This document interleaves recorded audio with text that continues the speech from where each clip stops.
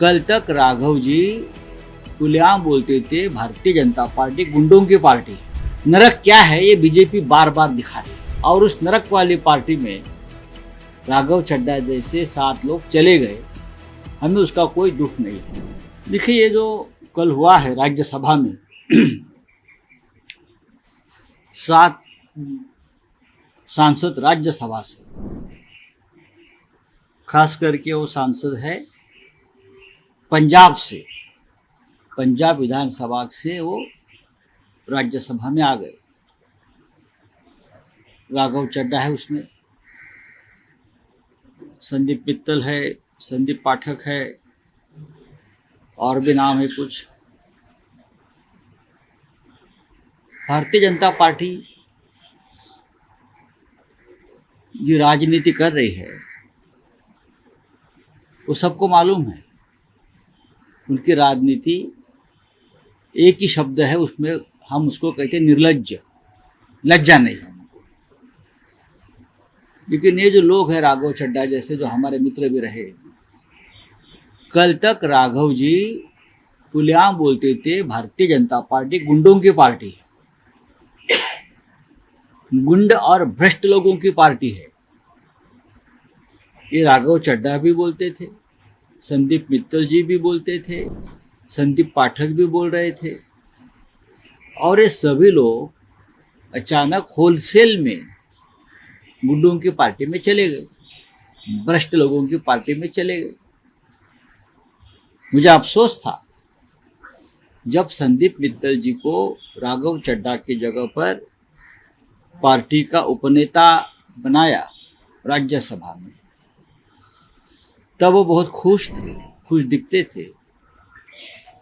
अचानक उनके संस्थान के ऊपर ईडी की रेड्स हो गई, धुआंधार रेड चली 2-3 दिन। अब संदीप मित्तल भी डर के मारे बीजेपी में चले गए। क्या कर सकते आप इस राजनीति को? क्या है भारतीय जनता पार्टी?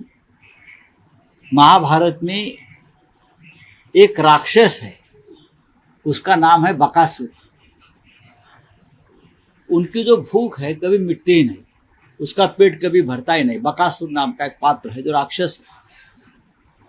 ये बकासुरों की पार्टी बन गई, कुछ भी खा लेते हैं।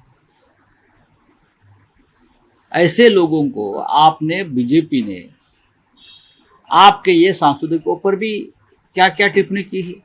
हाँ, आप ढोंगी है, आप ये है, आप वो। अब आपके वॉशिंग मशीन में आने से ये सब धुल जाएगी, जैसे हमारे पार्टी का हो गया, एनसीपी का हो गया, और पार्टी का हो गया। प्रेसिडेंट ट्रंप ने जो कहा है कि भारत एक नरक राष्ट्र है, नरक क्या है ये बीजेपी बार बार दिखा रही है। ये नरक है, हमने इस देश को नरक बनाया है, राजनीति का, सामाजिक क्षेत्र का। तो प्रेसिडेंट ट्रंप पहली बार सच बोल रहा था कि भारत को ये लोगों ने नरक बनाया है, और उस नरक वाली पार्टी में राघव चड्ढा जैसे 7 लोग चले गए, हमें उसका कोई दुख नहीं है। उनको जल्दी पता चलेगा नरक में क्या है। सर, आप बोले कि कई बार सवाल उठाए हैं एजेंसीज पे और बाकी के, जिस तरह से बीजेपी राजनीति करती है, आप पे भी इसी तरह से कोशिश की गई थी? नहीं, हमारे ऊपर कोशिश की गई है, हमने नहीं मानी उनकी बात। हमने एक लेटर लिखा वेंकैया नायडू को उस वक्त कि मेरे पे दबाव है पार्टी छोड़ने के लिए, उस वक्त जब सरकार बंद रही थी। जब मुझे अरेस्ट किया तब भी दबाव था, उससे पहले, कि आप पार्टी छोड़ दीजिए। लेकिन मैंने मेरी पार्टी से बेईमानी नहीं की, न करूँगा, और हमने जेल जाना पसंद किया। ये लोग इसलिए डरते हैं कि उनके पास ज़्यादा संपत्ति हो गई है। जिनके पास संपत्ति है, जिनके पास ज़्यादा पैसा हो गया है, स्टेट हो गई है,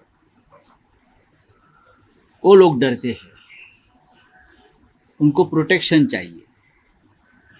अब ये लोग तो सब व्हाइट कॉलर लोग हैं, हम सड़क के लोग हैं, हमारे क्या उखाड़ेंगे, वापस जेल में डालना है तो डाल दीजिए, उसमें क्या है। लेकिन ये ठीक नहीं है देश के लिए।